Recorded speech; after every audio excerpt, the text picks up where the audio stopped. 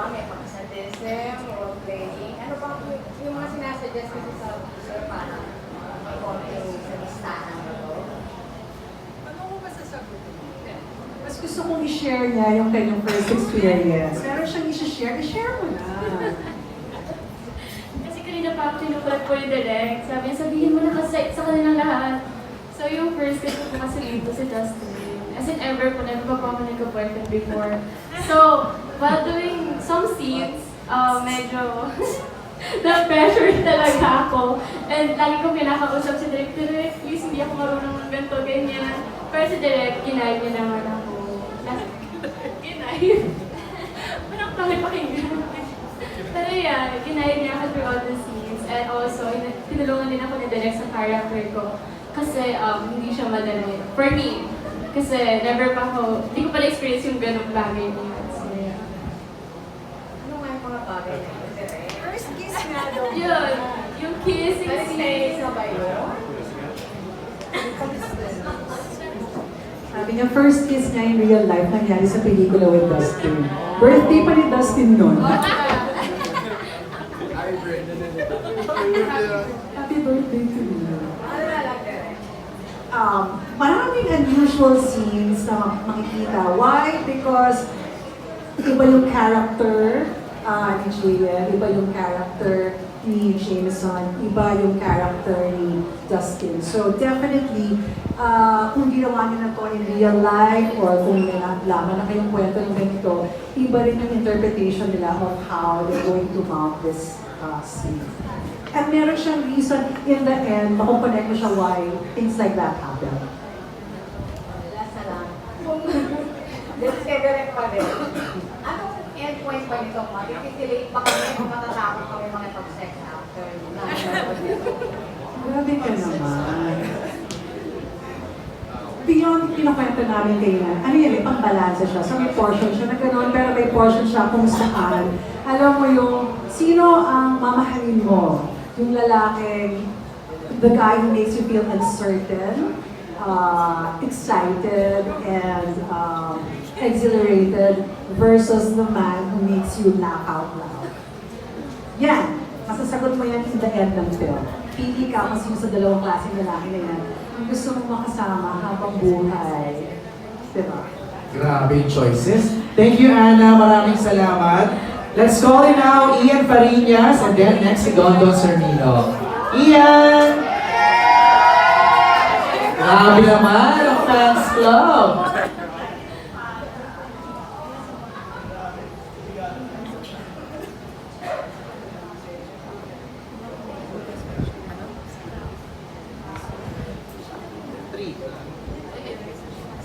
Sorry po, nandito po kami sa Pluto.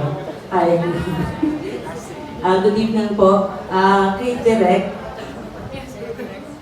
magpapasensya na ako kasi medyo maingay po. So hindi namin naririnig yung mga tanong kanina. So baka may possibility na nagtanong na. So please bear with us. Si Direk Connie, tanong ko lang po kung paano niyo na-convince si Jameson to show his butt again on screen. Tapos si Jameson na rin, correct me if I'm wrong, this is your third time? So siguro let's confirm it first. Meron Okay. ba? Meron po ba? Meron ba? Basta naka-plaster siya. Basta naka-plaster ako. Yes. So meron, Jameson. So meron, Jameson. Tsaka kung meron man, ano yung difference dun sa May difference! first hindi yung different at paano ka na-convince for the third time kasi dati nagawa mo na, di ba? So how different yung convincing power ni Derek from the two previous ones? Tsaka si Lovi, sorry, aanuhin ko na. Kakagipin ko na lahat. Si Lovi, meron kaming hanging question dyan during the one-on-one. Your wildest sexual fantasy. Yung sagot, di ba, girl? Yun lang, thank you. Thank you, Ian. Okay, so let's start with Jameson. Paano ka na-convinced to do it the third time? Well, yes, I've done it multiple times, and it was for different reasons naman. I would say this time it has a more of a loving connection. You know, yung mga ginawa ko dati, it was kind of like a dare or psycho path tinuro ko dun. So, wala, I mean, I'll take it as a challenge. Medyo nabigla lang ako. Walang hesitation when Hindi, direction. totoo, nabigla siya kasi parang now na. Oh, Like, no, ganun ba? Okay, wait lang, direct. Balik na ako sa CR mo na. Tapos, ayun, it was our first day, and I didn't want to feel pressure kasi nagawa ko naman dati. Right. And, ayun, yeah, it was a process, pero, Tawa-tawa yung tawa sa set mo nung ginagawa. Parang asan yung suot? oh, I remember, I was like, nung isa nabigla, di ba nabigla? Oh, sige, magpalit ka na ganyan. Sabi ko pa sa kanya, Jameson, if you're not comfortable, if you don't have to, ganun pa ako, nag-line pa ako na ganun. Sabi niya, no, sige, I've done it before. Okay. kasi naman me and Direk didn't understand each other. Akala ko may cover, gano'n. Tapos, ay, wala pa na. Okay, sige, plaster. Okay, sige. May lang Direk, balik mo na ako. I'll be back. Alam mo, Soy, sa set kasi parang hindi to big issue amongst all of us. Parang they know already that it's needed, it's part of it. So pagka sinabing ito yung gagawin, wala nang question mo, wala na. Yeah, and I believe it makes the scene better naman. So I was willing naman to do it. Alright. Lovi, yung nabing question sa'yo ni Ian. Your wildest sexual fantasy. I'm gonna be honest, I need to find out. I have no clue yet. Can you tell me the next? So up to now, wala pa sa isip mo? Wala, to be honest. Okay. Like, I'm being honest, completely honest. I need to discover it myself. Oh. So if you guys, it takes time now. So it takes time. It takes, yun ang Sabi galing. ni Dustin. Kay Dustin pa talaga ang galing. It takes time. Veteran sa ganito. Back to you, Dustin. Yeah, so it's something to discover and explore. Nagamit tuloy yung veteran kay Dustin. Sino na kasi sabi niya, alam mo, sa mga eksena, try mo ganito, ganyan. So, oh, interesting. So yung Gagawin daw niya in real life. Hoy! Yung iba lang. Why not? You know what? Diba sex positive tayo dito? No, meron kami isang eksena kung saan naka-bra top lang siya, tsaka underwear siya, naka-open room. Sabi niya, wow, kung nakita ko ng asawa ko nito. Sabi mo, natuwa siya. Kasi di niya ako nakikita yung ganito. Sorry. Sabi ko, in movies pa, mas, yun nga, I'm so different nga, yun lang. Right. Nabudol ko yung husband ko, akala niya I'm like this, but I'm like this. Alright. Thank you, Ian. Don Servino's next. Don is right over here. Sa unahan po. Yan. Ayan, kay Lovi na lang. Parang ang lalaswa ng mga tanong nila. Ay! Sorry na, Don. Parang nag-violate ang action. Lovi, ayun, sabi ko ang lalaswa ng question. So gawin na natin bulsan yung question. Parehas ka namang may sensual scene with JM and Jameson, di ba? Sa prangkahang tanong, kanino ka mas nasarapan? Tapos sabi mo, malaswa yung tanong namin. Charot lang yun. Hindi na compare naman, hindi naman dapat i-compare. Pero sino may mas markado sa'yo? Not to compare, pero sino yung mas Sure naman sasabihin niya yung pareho, pero doon ba sa mas may experience or yung mas... Hindi ka sure. Sa panahon ngayon, parang yung mas bata pang Hindi marami yung ngiti ni experience. JM, oh. Hindi ka Yes. sure, Don. Oo nga, between JM and Jameson, parang You know what? mas wild yung kabila. Nag-pray na lang si Derek Conios. No, because iba kasi yung atake nung magkaiba. Parang basically, i-showcase dito yung personality ng the difference of someone na character ni Adam, ni JM versus ni Jameson. So, yun nga sabi ni Direk, you don't know, what do you prefer? Is that the danger or the one that makes you laugh out loud?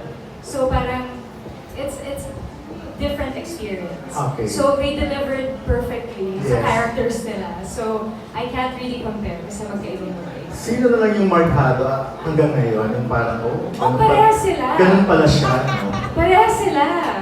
Binibigla. Sino mas magaling sa kanilang dalawa humalik? Not one to kiss and tell. That's a good answer. What stays in the Pero what happens after? bedroom and the courtroom stays in the courtroom. Wow. Pero loving what happens after yung mga sensual scene with JM and Jameson. Well, what happens after? Yeah. We basically, kasi we take care of each other. Mararamdaman mo yun na parang they would check upon me, I would check upon them. So, you okay? Parang kasi syempre, these are like personal space there. Right. And we are actors as part of the job, Yes. as part of storytelling as well. But then, we want to make sure that even me, as a woman, I want to make sure that I did not violate my fellow actors who are men. So, the same way in Tarzan. I hope I didn't Parang, sandali yung reaction ni JM na napatingin sa'yo talaga. Saka parang ang dating, yung kay JM is more mature. It's not mature. It's unusual. Unusual. Yung kay Jameson, It's Mas- loving and tender. tender.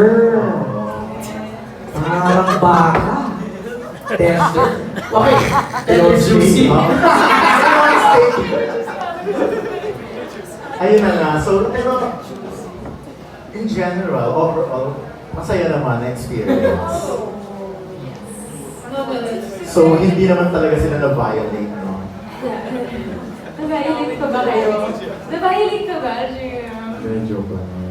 Ay, hindi naman. Then, Jay, kapag gano'n yung reaction mo kanina habang nagsasalita si Love, nagulat ka yung tungkol sa yung kwento niya, love scene, napating ka sa kanya, a sensual scene. Being violated sa may inside joke po. May inside joke kami. Na na-violate ka. Yung inside joke. Basta you'll see it. Galing-galing niya. And they, Alright. thank you very much, Guzman. I know. Last two questions na tayo. Si Ana Cerezo and then ang last question is Tita Astor Amoyo. Okay, let's go with Ana first.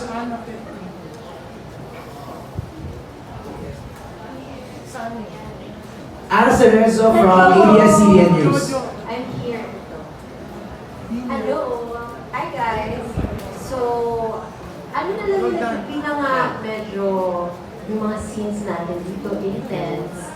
So, ano na lang ano na lang naging preparation nyo? Diba sabi mo, biglang salang, pero like, mag-uusap ka, like, ano yung boundaries pa kayo ng scene, or anything like that. I'm sure na I think we all talked about it before doing the scene. We talked about it carefully, about our limits, our boundaries, if we're all comfortable with doing this. So yeah, I think that made us comfortable doing the scene together and made it more smooth. Actually, nag-table read po kami. And we went through like the very important scenes. And then nagkaroon kami ng discussion with the direct. Like, kung ano yung mga, kung paano namin gagawin yung eksena. So, when we got to set naman po, of course, there were moments kasi parang spur of the moment that would happen. Pero we had an idea. And then, kasi diba, like, it's very raunchy and sexy. Pero I think medyo yung story nito is mabigat and heavy. So medyo nagpapagpag din ba kayo? Parang there's this mix, diba, na it's very hot scene, pero yung parang story niya kasi is very hard to deal with it. So parang how do you balance? I think throughout the movie, there was justice that was managed to be accomplished naman. So even though medyo mabigat yung story, pero we managed to balance it out. And because the story was made perfect, I would say. It was made really nice. It was well made. So you won't really feel na parang mabigat naman. It was well balanced. It was well made. So Alright. Ana, go ahead. Yeah, sorry. But then with the girls, Lovi kayo, Sarah, being, diba, this is a movie for women, like may impact din ba sa inyo yung story niya na kind of, I don't know, was it heavy for you? Was it, no, I think this movie is really for women, and if I'm correct. Yeah, for me, boy was heavy kasi I've never done it before. And so, while doing the scenes na medyo mabigat, sobrang nahihirapan ako, lalo na bilang isang babae. Alam kong maraming mga babae din na violated before. So, for me, ang hirap na i-portray as a woman. Kasi parang, mas na mahirap talaga siya for me. So, what do you think? Ayun po, like what Lovi has said, like Connie has said, it's definitely a movie that will spark a conversation. As a woman myself, I really feel for anyone, especially women and anyone actually that has gone through something like this. Just because we can't see it or hear it doesn't mean it's not happening. Like we really need to keep an open space. To make sure that people who go through something like that know that there's a community that will support them, that they will be heard, and yeah, no one deserves to go through anything like that. I think for me, it's such a meaningful story. And yes, it is a story that needs to be told. But then, more than anything, I think what we're trying to showcase here is that how people can eventually rise above a certain situation. And like there will always be hope, and I think that is something that we want to share. It's a story night that yes, we're laughing here, and it was a very light set, to be honest, because I would like to consider us all friends. But then we made sure that we stayed true to how sensitive and meaningful the story is at the same time. So laughing aside and all about being sexy, that is just tip of the iceberg. What we really want to convey is the core of this film. Thank you. Thank you, Anna. And to end our Q&A, Tita Aster. Ako raw ang finale. Oo nga, Tita Aster. Akala ko ako yung tanong na. Anyway, hi, Lovi. Likewise. Hi, Connie. Siguro, I'll just have one common question for everyone. I think this is a movie of many firsts. Except maybe for Sarah, who has worked with the Lovi for seasons, right? So, discoveries. I know this is your first time to work with each other, pati sa direct. So, anong na-discover nyo sa isa't isa doing this movie? Working with each other. For me, every actor here has the willingness to learn. And of course, it's like, it's in every set naman, diba? But sometimes kasi, especially this kind of like story, minsan, because it's sensitive, maraming magkakaroon ng reservations. But then, the willingness to tell the story and make sure that we were able to convey the message was for me very impressive kasi hindi siya madali. Like si Angelica, she said this is her first time to do this and not even in real life, diba? But she was more than willing to break that wall, and I respect that a lot. So mga fellow actors ko, because to be a true artist, you have to break these kinds of boundaries. And so I really appreciate everyone here because we all did that here. Parang lahat kami may ginawang bago. Lahat kami nag-pinush yung sarili namin na we sa limit. Na parang, kaya pa namin ibigay para sa story. I expect the rest of the cast at saka si Direk to say something as well. Let's go with Sarah. Sarah, what did you discover? Ayun nga po, Angelica, I've known for a couple of years now. So I really admired her courage to take on a role like this. It's very inspiring. Pero Connie, first time ko po siya maka-work and she's taught me a lot about how I could better do my scenes. Jameson, I've also met a couple years back. Jameson, this is parang the first time na talagang nakausap ko siya. He's very kind, he's very approachable. Everyone here is very approachable actually. Pero yung pinaka talagang tumatak sa akin, dahil nga po like sobrang idol ko si Lovi, even before seasons. Ngayon ko po siyang mas nakilala na ang hardworking niya. She really loves her fans. Kahit na pagod siya, makikita namin pagod siya, she'll never complain and she's always ready to like give a smile to any one of her fans that would, or supporters that would like call her attention with a big smile. It really fills her heart. You can see it. She's so genuine. And also the leadership. I really love and respect her leadership skills that I learned from her. Angelica. Ako naman po, kasi this is my first movie din po, and first time ko po makatrabaho rin po lahat. And of course, Connie and Miss Marine. Sa akin naman po, na-discover ko na may kanya-kanya po palang techniques pagdating sa acting. And also, I like it po how vulnerable lahat kami during the scenes po. And yeah, I'm happy po to working with them. And thank you to Lovi and Sarah for mentioning it kanina. But yeah, this is a very important movie for me kasi alam ko marami matututunan yung mga tao. Not just mga babae, kung hindi, pati mga lalaki. Thank you, Angelica. Dustin. Sure, for me as a group, yung team Guilty Pleasure with Derek, Connie, and Mr. Ian, sure na-discover ko na iba pag yung team is talaga nagtutulungan.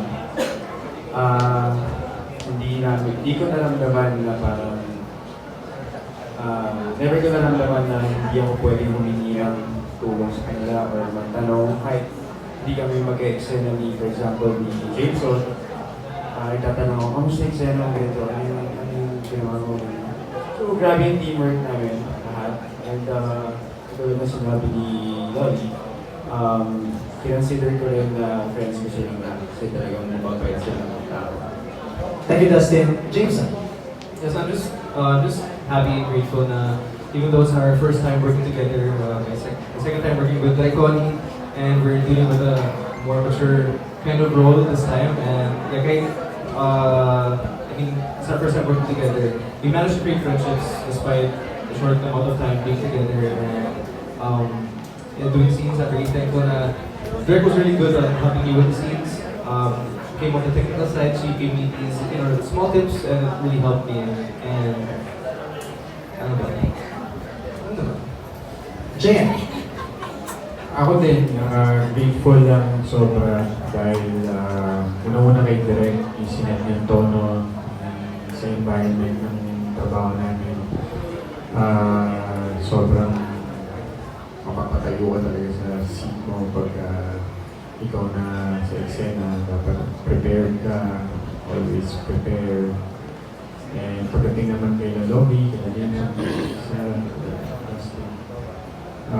sobrang generous nila, sobrang humble, sobrang dami ko natutunan sa kanila. Pagiging professional, pagiging one time, saka sobrang passionate and good to learn more. Alright. Thank you, Tita Aster. Okay ka na lang? Si Lovi, nasabi niya ba? Yes, nagsasagot na. Okay, nangirit lang ako ng last two questions. Una muna, direct, why the title? Lovi, my last question is, bakit pinasok mo ang pag-produce? Why the title? Kasi syempre we're lawyer siya, so usually it's not guilty or not guilty. Pleasure is because all of us find our own guilty pleasures to lift ourselves up in every day where, you want to get over your day, you want to get back on track. That's a guilty pleasure. Be it eating your favorite foods, your chocolate, your drinks, sleeping, watching K-dramas, etc. So, parang ginamit na natin yan loosely. But more than anything, it really is a film about women.